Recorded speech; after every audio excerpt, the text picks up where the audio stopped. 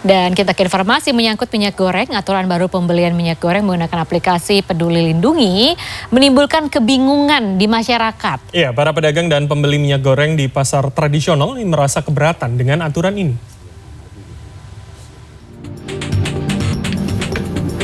Sejak tanggal 27 Juni, pemerintah sudah melakukan sosialisasi pembelian minyak goreng curah menggunakan aplikasi Peduli Lindungi. Meski para pedagang dan pembeli di Pasar Badak Pandeglang sudah mengetahui kebijakan ini, namun mereka mengaku jika syarat pembelian minyak goreng ini dirasa sangat merepotkan. Selasa siang, para pedagang akhirnya memilih untuk tidak mewajibkan para pembeli menunjukkan aplikasi Peduli Lindungi ataupun KTP. Selain itu, pembelian minyak goreng curah pun tidak dibatasi. Kebijakan pemerintah itu sebenarnya sangat berat karena kita mau beli bukan mau minta gitu. Seharusnya malah kalau mau beli jangan pakai persyaratan seperti itu gitu. Ribet juga Pak Ji? Ribet, karena ribet itu kalau yang punya misalkan persyaratannya iya aja, tapi kalau yang nggak punya ini yang dipikirin harus pakai persyaratan NPWP kan, email, kartu. Bagian besar pedagang di Pasar Tarumajaya, Bekasi enggan menerapkan kebijakan pembelian minyak goreng dengan KTP atau aplikasi Peduli Lindungi.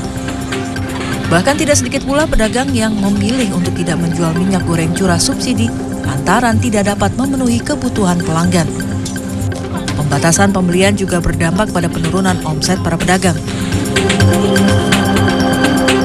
Sementara itu, pedagang dan pembeli minyak goreng curah di Boyolali Selasa siang meminta agar kebijakan pembelian minyak goreng dengan syarat KTP dan aplikasi Peduli Lindungi dibatalkan.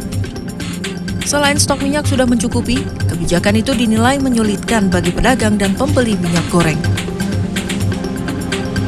Kalau pakai Peduli Lindungi sangat ribet, terus kadang ya saya nggak bawa HP gitu, dan gimana gitu. Pokoknya ribet lah Mas kalau pakai Peduli Lindungi. Pedagang dan pembeli berharap pemerintah melakukan evaluasi kebijakan pembelian minyak goreng ini agar ke depan pemerintah membuat skema yang lebih sederhana sehingga masyarakat bebas membeli minyak goreng. Tim Liputan CNN Indonesia. Sebanyak 3 ekor sapi ternak di Kota Tangerang, Banten mati karena penyakit mulut dan kuku. Dan hingga saat ini terdapat 700 lebih hewan ternak di Kota Tangerang yang terjangkit penyakit mulut dan kuku. Sementara itu untuk mencegah penularan wabah penyakit kuku dan juga mulut, Suku Dinas Ketahanan Pangan, Kelautan dan Peternakan Jakarta Timur terus melakukan pemeriksaan hewan kurban di sejumlah tempat.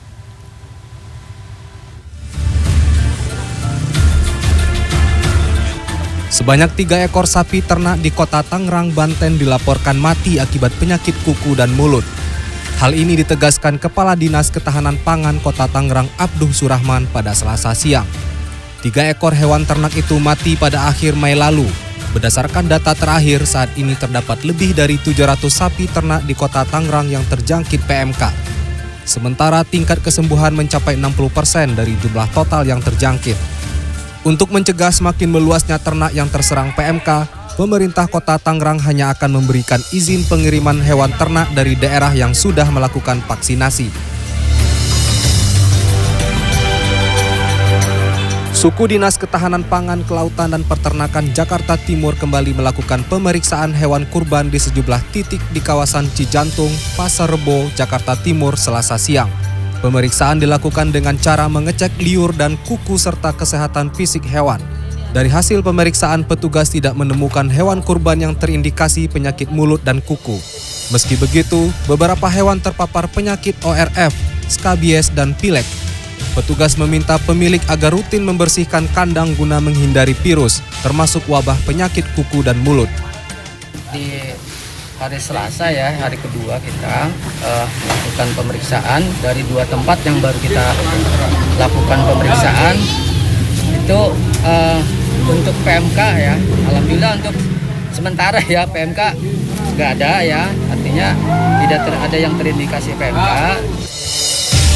Sebelumnya pada pemeriksaan di hari Senin, petugas menemukan 12 sapi terindikasi penyakit mulut dan kuku di Kelurahan Gedong, Pasar Rebo, Jakarta Timur. Petugas lalu meminta pemilik hewan kurban untuk melakukan karantina terhadap 12 sapi dan telah dilakukan perawatan oleh Dinas Ketahanan Pangan, Kelautan, dan Peternakan dengan suplai obat dan vitamin. Lanjutannya karena udah diiniin lagi dan akhirnya ternyata emang disuntik vitamin untuk yang sebelum itu emang bersih. Nah, terindikasi tinggal 2 pun itu juga udah pulih. Di Kota Parepare, guna memastikan kesehatan hewan kurban, Dinas Pertanian, Kelautan, dan Perikanan PKP Kota Parepare, Sulawesi Selatan melakukan pemeriksaan hewan kurban di kandang milik pedagang Selasa siang. Hewan yang dinyatakan sehat dan layak kurban berdasarkan pemeriksaan kesehatan dan syariat diberi tanda cat putih dan sertifikat surat keterangan kesehatan hewan SKKH. Masyarakat pun dihimbau untuk membeli ternak yang sudah dilengkapi SKKH dari dinas terkait. Dinas PKP menjamin ketersediaan hewan ternak jenis sapi di Kota Parepare aman dengan jumlah 1.100 ekor. Tim Liputan CNN Indonesia.